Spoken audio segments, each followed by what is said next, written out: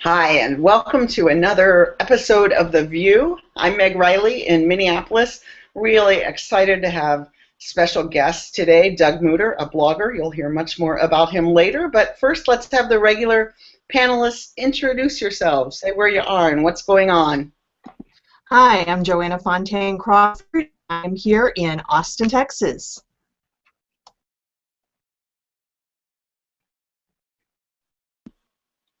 Hi there, I'm Patrice Curtis, just outside the Beltway in the Washington, D.C. area.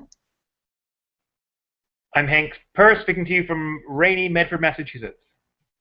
And I'm Tom Shade here in Ann Arbor, Michigan. How are you all? Fabulous. Wow, what's up? Patrice, you're just back from North Carolina. How was your trip? It was great.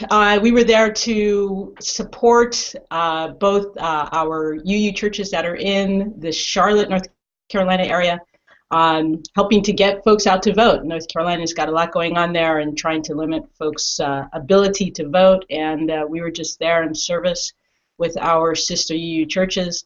The highlight, or one of the great highlights, along with working side by side, literally, with folks from those congregations, was that we got to hear the Reverend Dr. William Barber preach at Charlotte UU Church. That's Reverend Jay Leach's church.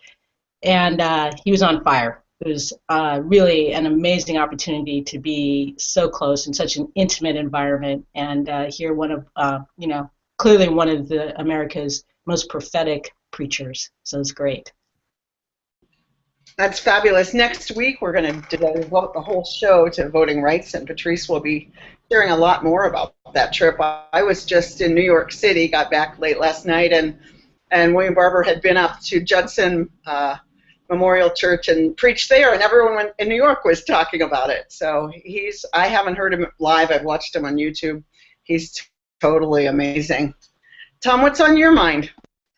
Well, I have been, preparing for this our talk with Doug Mutter today, and also I've been just distressed by all this news around various seminaries, Episcopal seminaries in particular, being in deep conflict between faculties and administrations. And I wish I understood what was going on. Does anybody really understand what's going on, or is that just also opaque that no one outside the school can figure out what's happening?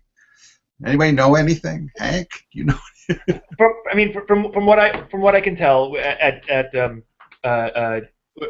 GTU, which is a General Theological Union, is that what that is? I'm trying to get the direct name, but it's the Episcopal Seminary in New York City, and that there's been a change in leadership, and the faculty had been in conflict with this new president, and to the point where they went on strike, and they said in a letter, and we will not go back to teaching classes until the leadership meets with us.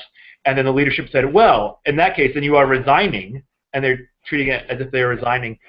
It's a big mess, and I think the only people who are happy about this are the leadership at Andover Newton Theological School, the seminary that I went to, where this coming Sunday they are preparing to install the new president of the school. But a letter was sent out and received by many folks yesterday from the president and from the board, acknowledging that he had a multi-year affair, which ended about a year and a half ago, and and that the board says, I guess the search committee didn't know that this was going on. Wow. So it's just it's a lot of heartbreak, a lot of disappointment, a lot of it's easy to be moralistic. It's also easy to kind of go, oh man, a new president is supposed to be an exciting time. Presidents of seminaries, a lot of what their job is to raise money and to reassure folks about the future. And it's difficult starting doing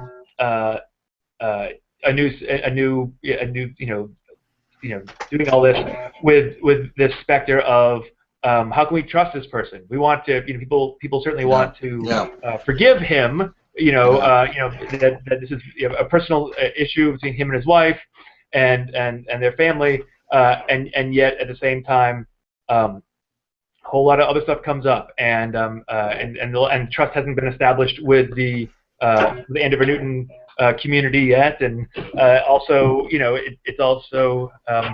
I think there's a lot of old boy network stuff. Perhaps it's not going on. At least has that perception of it. It's heartbreaking. Well, there's stuff going on. There's a big conflict at EDS too, Episcopal Divinity School in Cambridge, right? I've read some of those particularly opaque letters where people are where you're trying to figure out what's going on, and you can't. So really, but, the emotional tie that students have back to their seminary is always striking, because I went to Perkins. I went to Perkins down in Dallas, Texas, and it's not. I don't have a particularly emotional tie to it in the same way that I see other people do with theirs. It's real something to see. So I'm kind of curious about this. Well, I'm of the opinion that outsiders can really. You can be in a relationship and barely know what's going on, but I don't think outsiders to a relationship ever know what's going on. And I would say probably all of us knew multiple people, particularly Patrice, who was just finishing her own relationship with Star King, but we all knew multiple people, and I certainly wouldn't venture to say what happened there. So, it's tough.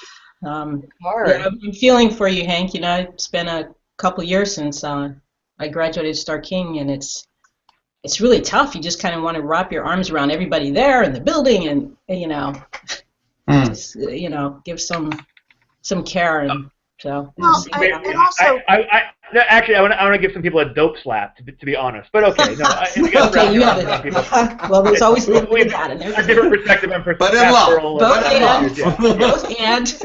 Well, these stories, though, they're getting a lot of attention even from those who aren't directly connected with them. And I think it's part of the bigger picture. The same thing happens, in politics or with celebrities. And it seems like we don't have a really clear understanding about what's our sense of ethics anymore. When it's legal or illegal, then like if someone stole money and it can be proven, then that's fabulous, because it's very clear cut. We can answer to that. But how what are the ethics around someone's personal life? How does that because the thing is, we want our leaders to be heroes too, and how much of that is fair, and that yes, we do hold these people up to a higher standard, and how much is unfair. Mm-hmm. Well, I have to wonder how much of this is the canary in the coal mine too. Just as seminaries are the leadership, providing the future leadership of our congregations, we're all looking into a time where things are changing and there's a lot of upheaval and uncertainty. And so to kind of have the seminaries at the forefront of that right now with all of this, which, looks from the outside like implosion, but, all of the forces that are, all of the stresses that are on seminaries and ministers and congregations, and, it's just a new time. It's really waters. Yeah, and Megan, I think you're right. I think there's there's that, and I think there's also the aspect that the institution of education, not only is the institution of religion being questioned, but even people sort of say, like, the next bubble to burst is the education bubble, and in some ways, seminaries are like at the edge of that larger educational system, which an institution which may be starting to show some cracks as well, and it's and of course it's also like have these things been going on but people wouldn't necessarily know it as quickly because of social media and that sort of thing too. So also we know that these two Episcopal seminaries and all these Andover Newton, all these other things that all this sort of chaos is going on. I mean, the good thing about Andover Newton is, I mean, it's financially stable. This is, they'll be able to move forward, and there's not, from what I've seen so far, the faculty and staff are hanging tight. It has the same characteristics of all bubbles in the sense that the product, the MDiv degree, costs more than it's worth in the market. You don't, I mean, and that's an unstable situation in the long run. I mean, people get, I mean, what's this? People quit their $50,000 a year jobs to spend $40,000 to get a $30,000 a year job. So I mean, those are old numbers, I think. But the 40,000 is especially an old number. I wanted to go back to higher than that, Joanna had said. Yeah, the days of the scholarships to take you through, they're over. Yeah. So I wanted to go back to what Joanne was saying about the ethics, and one of the things that floated up when you were talking, Hank, about the multi-year affair is that it seems like that pendulum about what we are willing to maybe look the other way is changing, and it's hard for me to believe that if in fact it was a multi-year affair that nobody knew, so why all of a sudden, in a way, if quote, all of a sudden, unquote, it's become public.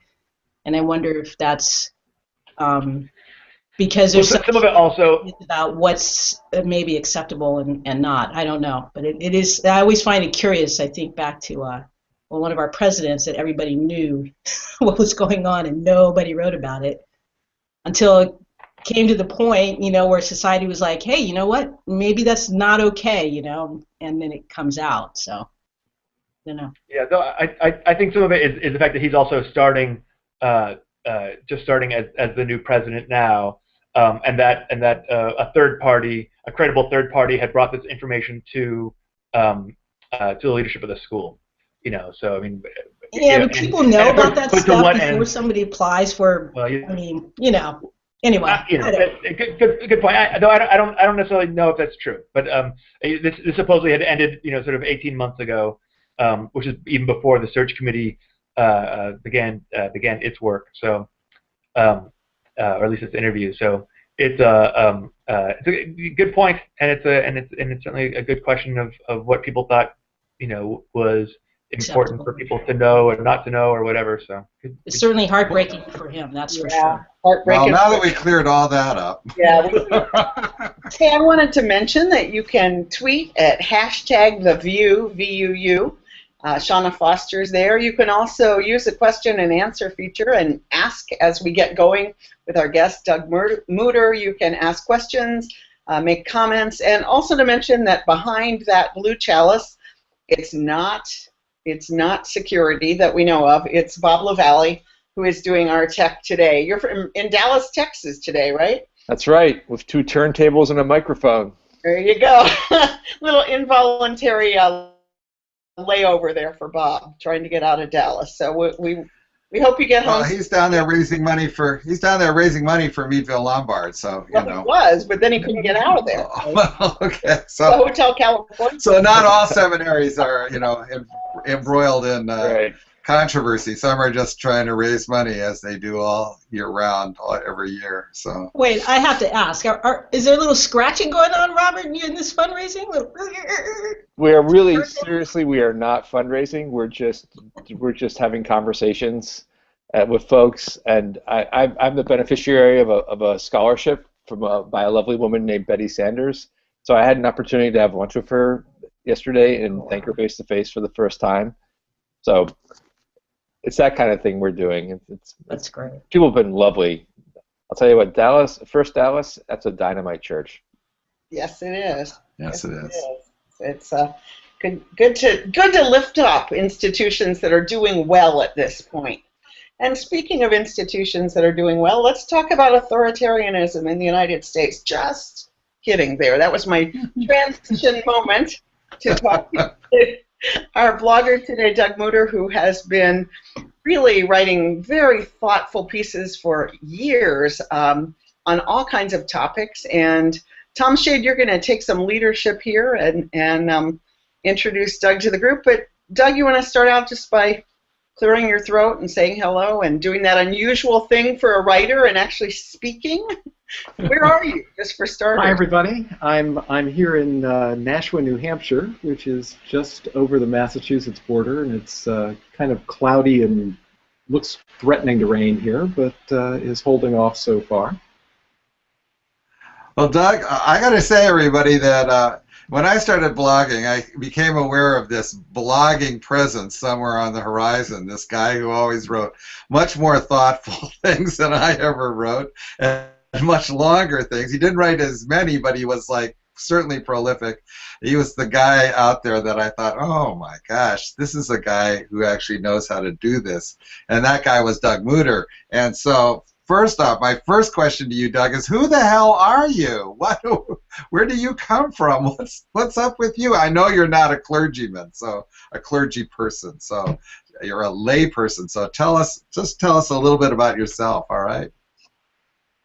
Well, I grew up in the Midwest originally, and then I got a degree in mathematics and ultimately got my PhD in it from the University of Chicago, and had a career in mathematics. For about 10 years, I was doing research in information theory and related fields, and always kind of writing along the side.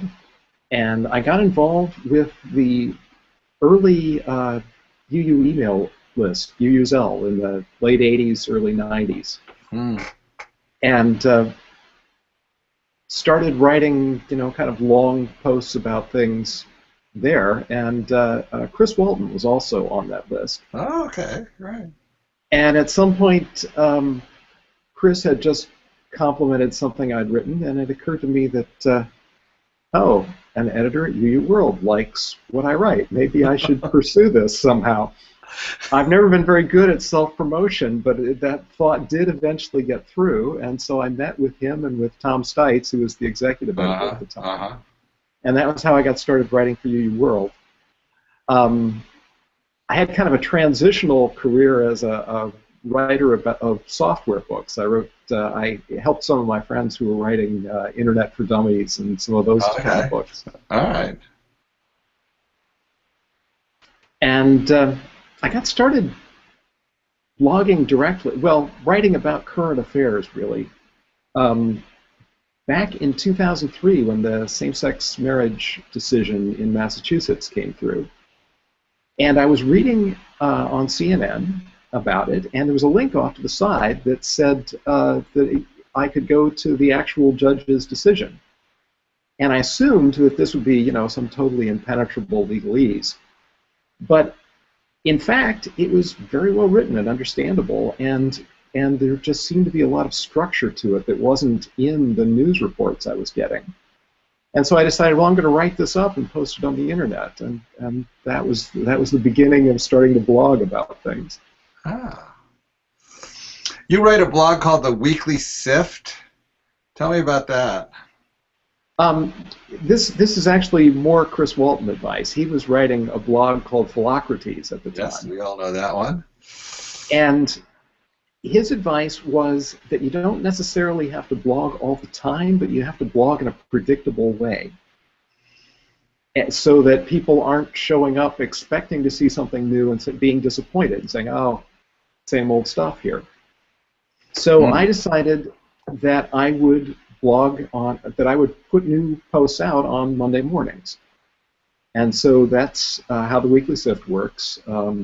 There's generally about 3,000 to 4,000 words worth of new material every Monday.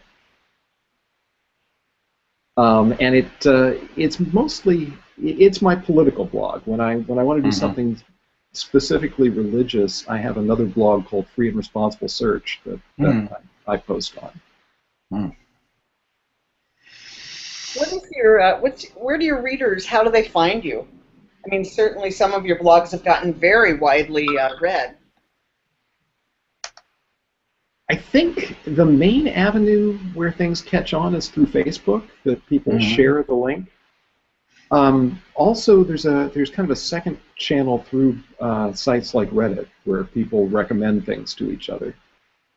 I don't do any direct advertising or things like that. I'll put my own link up on Facebook or Twitter or somewhere, and just hope that my friends like it enough that it takes off.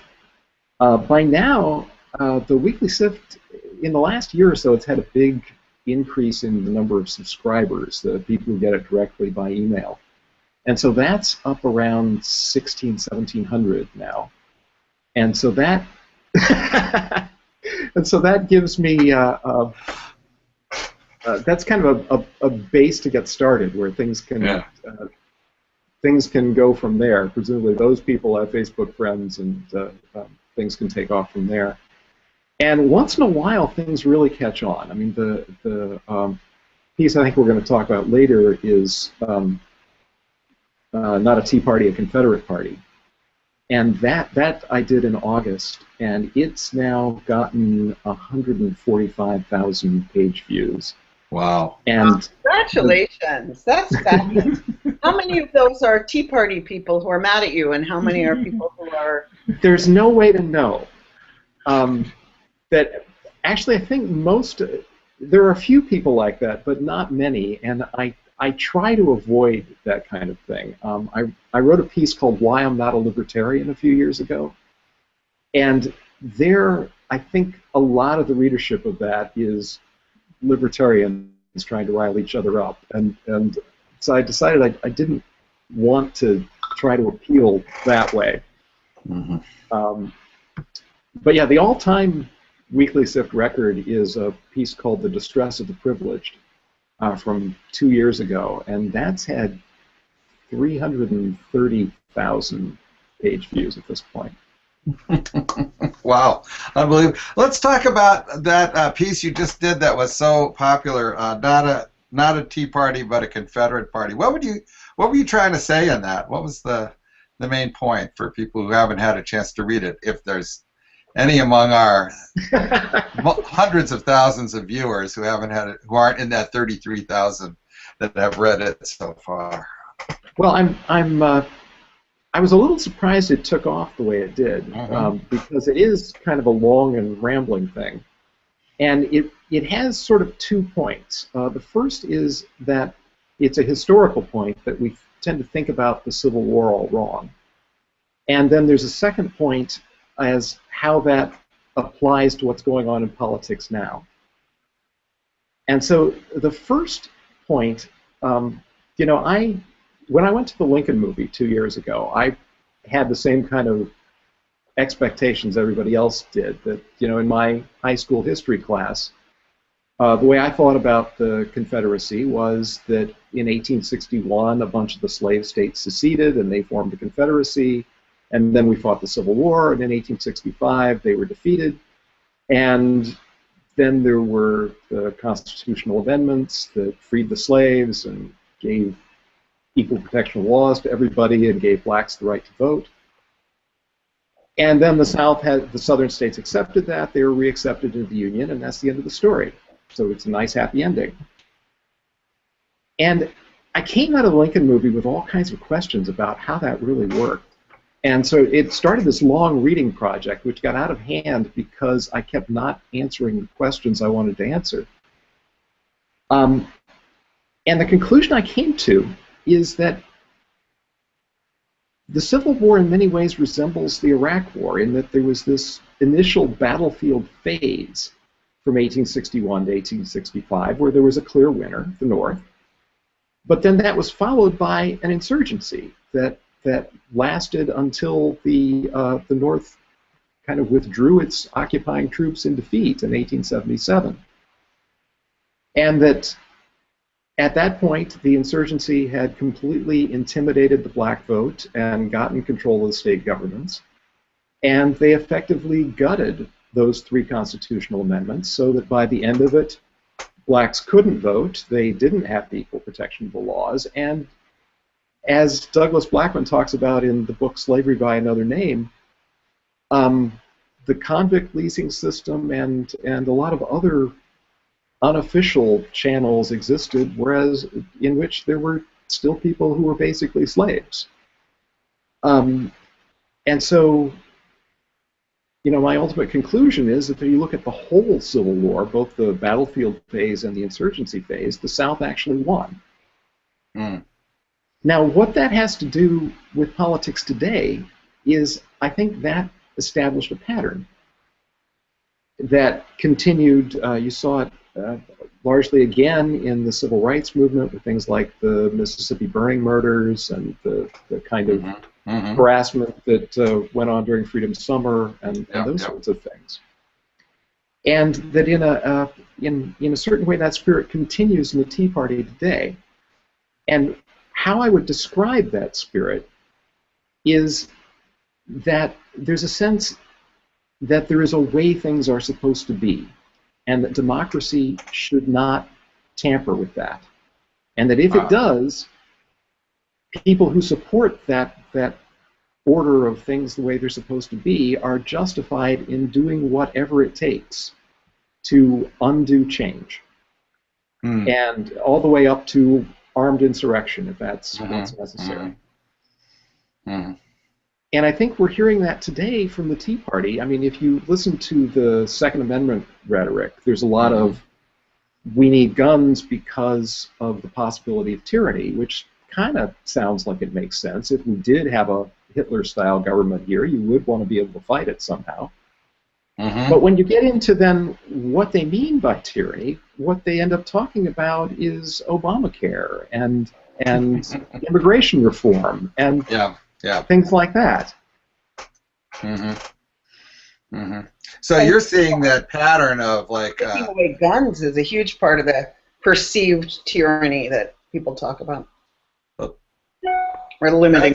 Yeah, I mean, that's a great circular argument. We need guns to protect us from the government, which is trying to take away our guns, so we need guns to take, you know, I mean, it just, you know, around and around and around it goes. What's so awful about the government? They're trying to take away our guns. You know, why do we need them to overthrow the government? So, you know. But you're saying this pattern of, you know, democratic forces to reform forces win, and then over time, these conservative forces fight this long battle of attrition and eventually overturn, if they can, the whatever reform. And I think you also talk about like school integration. That school integration was just resisted until basically schools were resegregated. So the thing I thought that was interesting about it was that it connected the struggle of racism, against racism, anti-racism, to national politics in a way that you don't normally see. Because I think you called out the Tea Party as being successors to the Confederates. And that then, since the Tea Party is, you know, such a, you know, people call it the Republican base, you know, that means that our national partisan politics are now taking on a specific character that comes from that. I thought that was really interesting, and apparently it struck a nerve, at least for 33,000 people, as opposed to the, I guess we have about 3 watching us right now, but it's viewed later on YouTube by many, many, many more. With Facebook promotion, apparently, some of us are working on that. Oh, okay, all right, that's why you're all looking so. Yeah, everybody's so intent over there. I thought you were taking notes on Doug's. No, we're doing a little people switch in social media at CLF, and I'm sorry to say we're just today. You know, it's so interesting, Doug, because in so many places, the town squares, the streets that are named for those militias, basically, who violently took over, and untelling that story is virtually impossible. Whether it's here in Minnesota, that really the people who were responsible for just massive killing of the native people, or, you know, and so, I mean, it's a real question about how you use knowledge of history to move forward. I'm really curious if you, I mean, because your analysis is brilliant, I think. How do you see that information being useful to people now as we are standing up as we are speaking in current events? That's a really good question. I think mainly what I saw myself doing was trying to undo somebody else's story. That there's a story out there that the Founding Fathers intended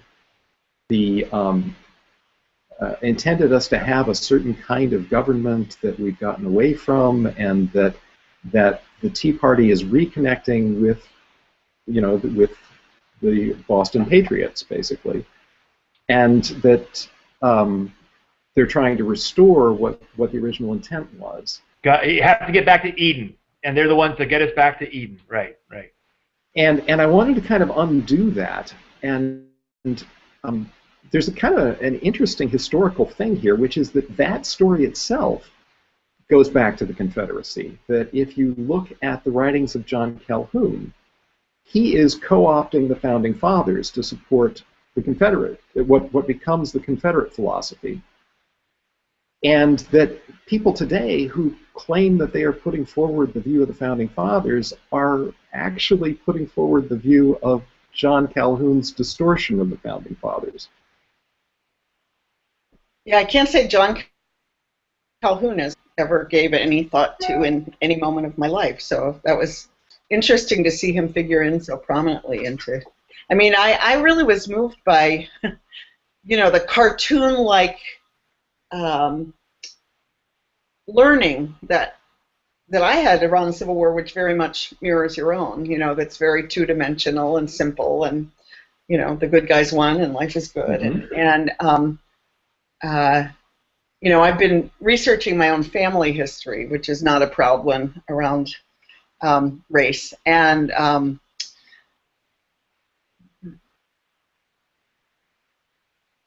when things are so steeped, as you say, in a belief that they are just fundamentally, whether you call it natural law or God's will or, whatever you call it, I'm telling that story. I think about Rosemary Radford Ruether, the feminist theologian, who said, it always has to start with exposing the big lie that God ordained it so.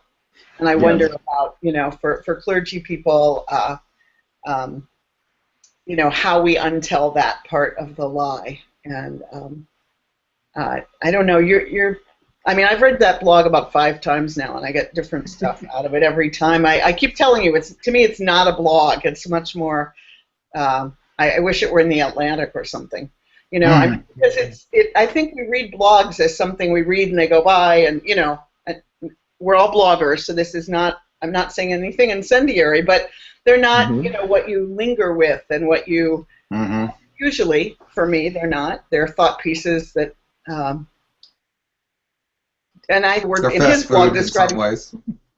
He said essay, and I think you really are an essayist, masquerading as a blogger in some ways, in the best sense of the word. Well, I'll say the two blogs. It's just a distribution system. The 2 essays that have been most influential on me, offline, coming out of the, has been Doug's on the Tea Party Confederate continuation, and the Tanesi Cook article about reparations in Atlantic, which has also been kind of incredibly important stuff these days. And both of them,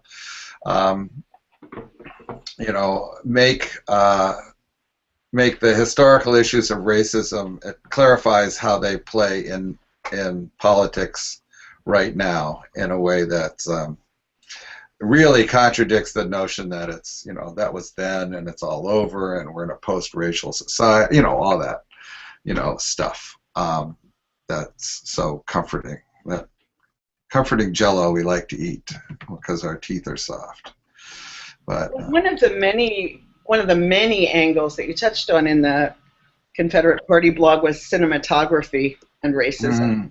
Yes. And I wrote a blog after 12 Years a Slave came out on the Huffington Post, and ended up, amazingly, this is what's great about being a blogger, as I'm sure you know, having many conversations with one of the producers of that movie, Jeremy Kleiner, who really liked my blog.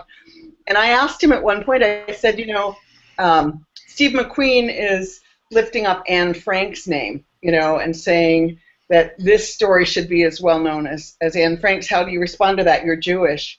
And he said, you know, there was never a movie made except by extreme right-wing people that portrayed concentration camps as in some way good for the Jews, or as the right way, the way that things should have been, the right social order. And he said, and part of why he really wanted to make this movie is that he really wanted to undo some of the cinematography, the really damaging cinematography that had affected how people see and understand American history. And when he said that, and thinking about my own family's understanding about their racism, and then your piece, I mean, I think there's so many cultural factors, but I was glad that you lifted up cinematography and how popularized that became as a restatement of, you know, of what's true and right and good. And so I feel like we all could just take your blog and work off of it for a year and keep unpacking all the different dimensions of it. And maybe that's what we all need to do. Well, what you just said, Meg, reminds me of one of the interesting developments that happened in Ferguson, or out of Ferguson, Missouri, which is that the initial photo of Michael, you know, portrayed, you know, him as a student, and as things went on, the imagery that we saw on the news, you know, had him, you know, looking, you know, more gritty, more, you know, however you want to, you know, characterize that, more, you know, kind of like a hoodlum. And one of the really cool responses to this was youth who put up contrasting photographs of themselves. I think this was mostly on Facebook, where they showed, well, here's a photo of me, you know, posing with my family, and here's a photo of me, you know, hanging out with my friends, and this is how we demonize people. You know, we take this young man, you know, who's shot, and at first he's like, you know, held up, and then just slowly devolves into, oh, look, this looks like someone who probably should have been shot, you know. And we don't, you know, a friend of mine, just last night at dinner, a friend and I were talking about, slavery, and we were talking about, it came out of a comment from someone who actually that same day, earlier that day, had said that she didn't think we would ever, United States would ever get over slavery. That it would, you know, it would just be impossible. And I, you know, I pushed back with her on that. With my friend about this, and you know, ways it blinds us from actually going deeper and looking at our humanity and how it is that we continue to have situations where we have, as Meg just said, you know, what is the correct social order, you know, and that the fact that there's no response. I mean, there's lots of different things happening in the world that we can look at and say, this is happening, you know, Christians in the Middle East who are being persecuted, and there's kind of no response to that. I mean, there's many ways, but the fact of the matter is that sometimes it feels to me like it's easier for us to hang how things are on something that happened, as opposed to looking at, well, what is it about us as a species that we continue to act in the same way? And is there anything that we can do to look at ourselves as we are to change that? You know, because we keep trying, and then we discover that our TV shows, if you blank out the faces, people can tell by the interaction, like who is on top and who's on the bottom and who's what color. There was a really interesting study that was done on that. I mean, it's so embedded in us, and it feels like we really need to figure out how we can do that. And I don't mean to ignore history. I don't mean to ignore what has happened. But somehow it feels to me, and I don't have the answer, it feels to me like we need to be changing the conversation in some profound way that we haven't figured out yet. Well, something I don't think we appreciate enough is the durability of historical attitudes. So, for instance, one of the things I think that President Obama has been struggling with since he got elected is that white men voted for John McCain. And so for people for whom that's the way the world should be, the Obama presidency has never been legitimate because white men elected John McCain president. So why is this black guy usurping the office? And I think that has been behind the birther movement and all these efforts to support the idea that President Obama is illegitimate. Wow, that is a very intriguing thought, the idea of that it's not just about the candidate, it's about who gets to vote. You know, on some very subconscious level, who are the people that we allow to name our leaders? And if it's not the right people, then the person who wins is illegitimate. Well, that's why the Obama coming into office and getting all those votes in North Carolina is exactly what you just said, Joanna, trying to control who is actually voting. And this gets to our Constitution, which just, I don't know, there's something about that makes my brain freeze. You know, it's just like, it was like in Ferguson when the police were saying, we're trying to push out the reporters. I was like, what? How can you do that? It's the heart. I mean, you can't touch that. That's sacred. You know, I mean, yeah. So we can't control, we can't control who runs for office, so let's control who can vote. But, right from the beginning, at the Constitutional Convention, they had the choice as to who would determine who's eligible to vote in a federal election. Why is it that the federal government cannot determine who is eligible to vote in a federal election? But that decision is given over to the states and administered by the states, right? That's right from 1789, and that's for the sole purpose of allowing states to prevent black people from voting, or poor people, or women, or however they wanted to do it. And we're still in this situation where, we want people to be able to vote. That's our national policy, but we hand it over to the Secretary of State of every state to goof around with it however he wants. And each state legislature can say, oh, you have to have a voting ID with a picture on it, or you can't vote in a different precinct than the one you thought you were in, or you can vote on Sunday, or you can't vote on Sunday, even down to the fact that, this part of town will have plenty of voting machines and short lines, and this part of town will have, few voting machines and long lines. I think one of the numbers that came out from the 2012 election was that the average African American voter waited twice as long to vote as the average white voter. By survey. I mean, that's a survey result, but that's that old conflict just still carried it, and we accept that as being the norm. No other country in the world would accept it as the norm that local governments would determine who can vote in a federal election. I'm sure they don't do that in France or England, Well, I'd like to know what's going on in Hispanic communities too. I mean, yeah. Doug, I thought your section about, I don't know if you said that line you just said, which, like Joanna, like a jigsaw puzzle piece snapped into place for me when you said it too, about legitimacy. But you kind of went through the by any means necessary to take back the power of what what white men are willing to do. What some white men, thankfully not our panelists, but and then how do you know how liberals behave? Say with the Al Gore decision, which I never believed for one moment was accurate.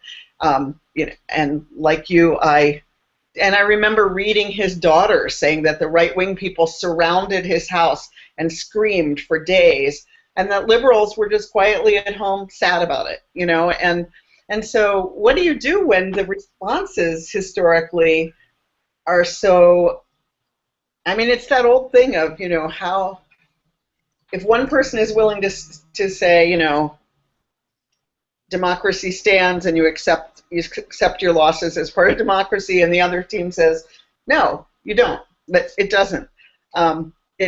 You know, the temptation can be to become like them and to fight like that, and yet, you know, Patrice is talking about human evolution, and we know that that's not going to help us evolve into being the people that we need to be. But I guess I felt a little bit hopeless by the end of your essay about this, about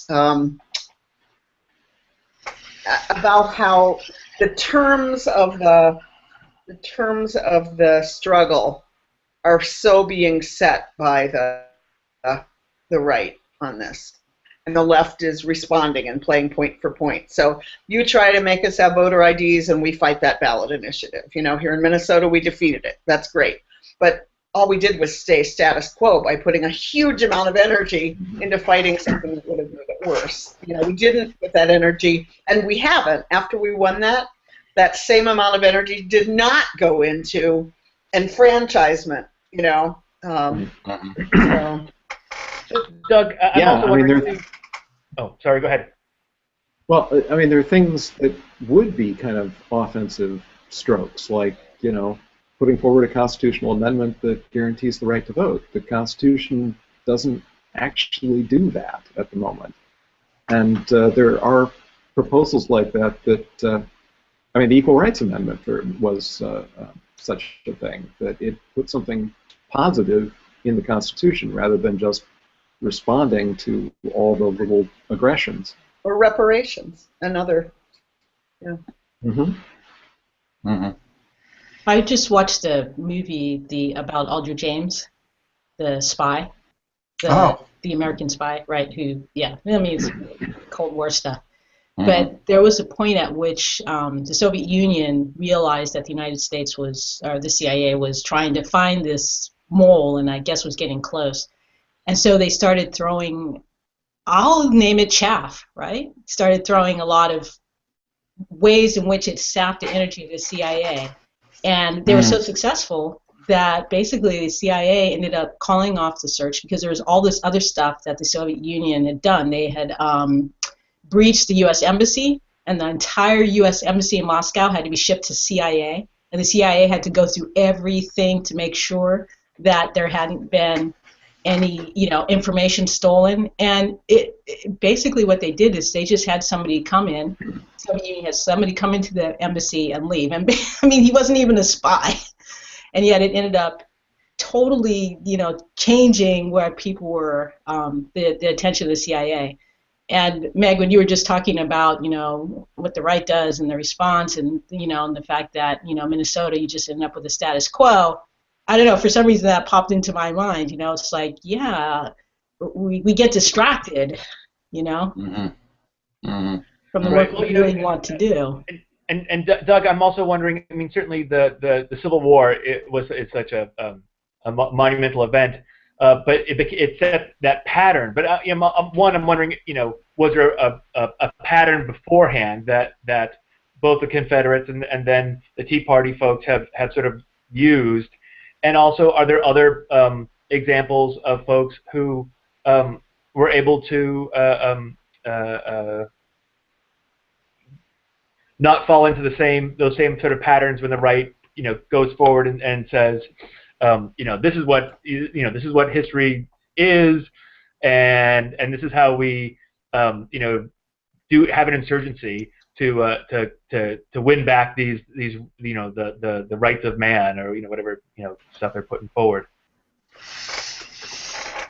Something I wish I understood better was the progressive era, because a lot of, if you look at like the 1880s, 1890s, they had a lot of the problems we have now with monopoly and large corporations and corruption and things like that, and managed to make considerable progress on a lot of it, and to get some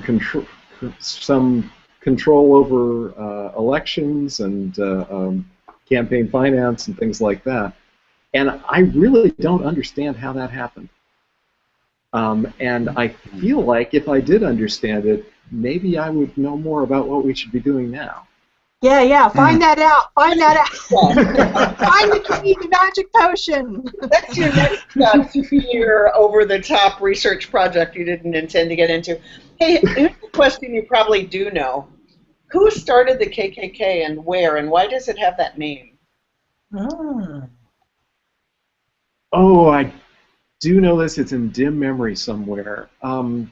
There's It's such a weird name. I've never understood what it was. Yeah, it comes from the Greek word for circle, kuklos. Yeah. Do you know him? I don't know Yeah, how no, it that's got. right. So wait a minute. If people quoting Greek words, so it was an upper class invention then? I mean, yeah. It was. I mean, because you think of it as being kind of working class people, but it was started by the owners. Yes.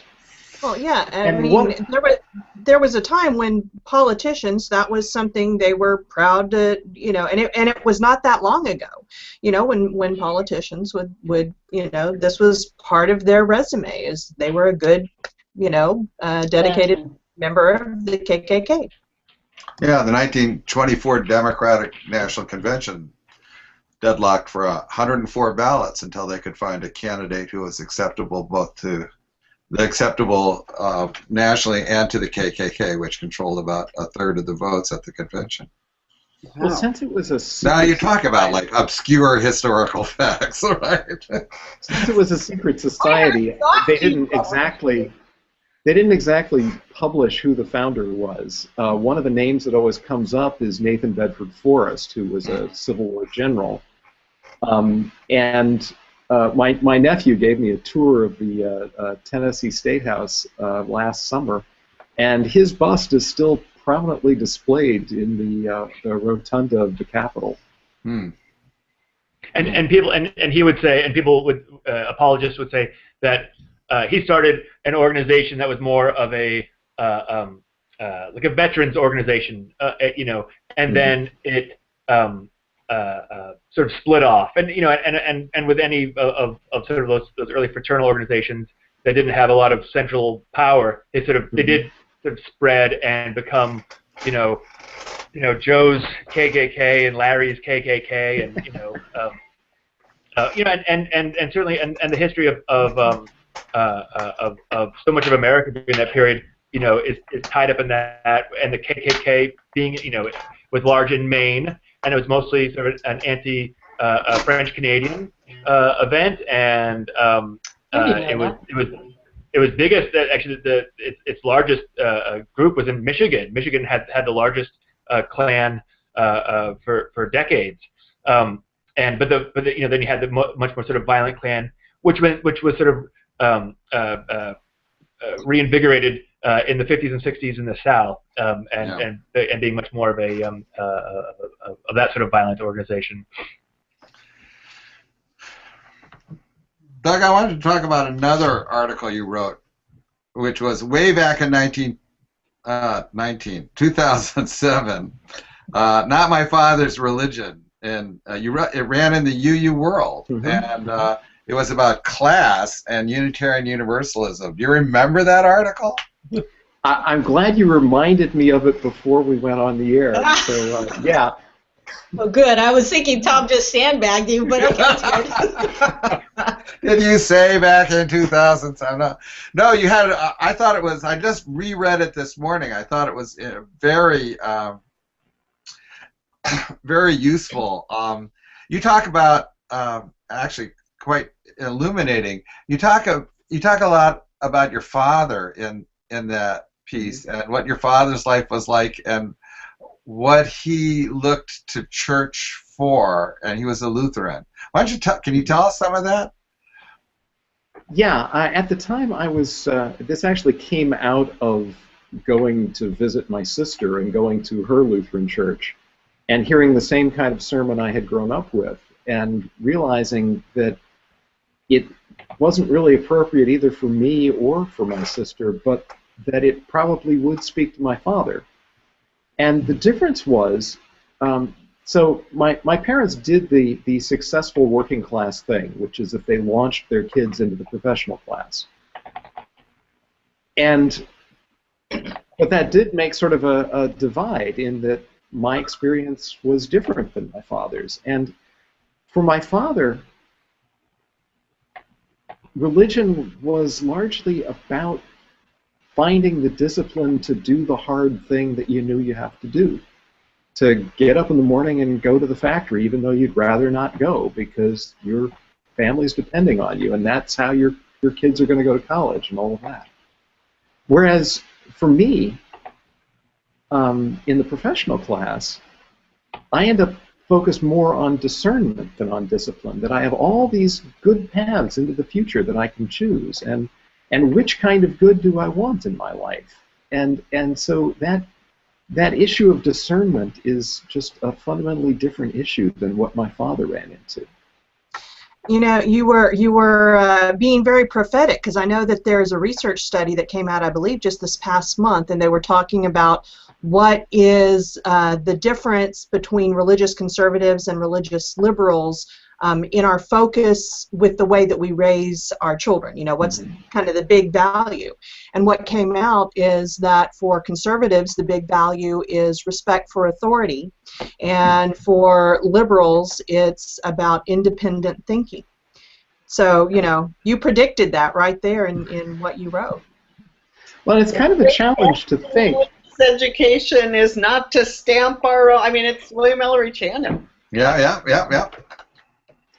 But also, we underestimate, I think, the extent to which the people in our churches do have to do the hard thing once in a while, and it isn't all about finding your bliss or something like that. That there are still hard choices in life, and moments where you got to do something that you didn't want to do because it's right, and I don't think we emphasize that enough. We don't. And goodness knows we have problems with, you know, authority issues in our liberal churches, and not just VUUs. Well, it's interesting that we even call that an authority issue, because, you know, what we've done is personalize the fact that the world, our conditions in life make us do things that we want to do. So we blame, you know, on the one hand you can blame the boss because you have to go to work, and on the other hand you can kind of go, well, that's just what it is. And what I'm really struggling against is my own desire to take the day off and gamble the future of my children by being an irresponsible person, right? And it's, in a certain way, it's easier to go, well, I don't like the boss, right? But it's still a question. Is authority, anti-authority versus self-discipline. Is how, you know, as somebody who's never had an ounce of self-discipline, and well, and maybe we need to go back to you know, some of our own theological roots, because yes, we've always emphasized free thought, but there also was a very strong strain of the value of discipline, and I'm thinking of Louisa May Alcott, who in one of her books had a character say, it is necessary to do right, it is not necessary to be happy. You know, could we still say this? Well, yeah, even, I mean, we could go back to the Cambridge platform. I mean, there was plenty of actual discipline in there in the support of each other, right? Which all comes back to our conversation about seminaries and lack of discipline. Full circle, and that's good Calvinist upbringing. Come on, we got that. You gotta come Lutheran. We're talking Lutheran upbringing here, not Calvinist. Doug Mutter, thank you so much for your work. Thanks for making us think and joining us today. Next week, Thanks for asking me. And it's been fabulous to have you with us. You've wasted another perfectly good hour with the VUU. Meg Riley here in Minneapolis saying goodbye. Others want to say goodbye? Bye. Bye. Thanks, Doug.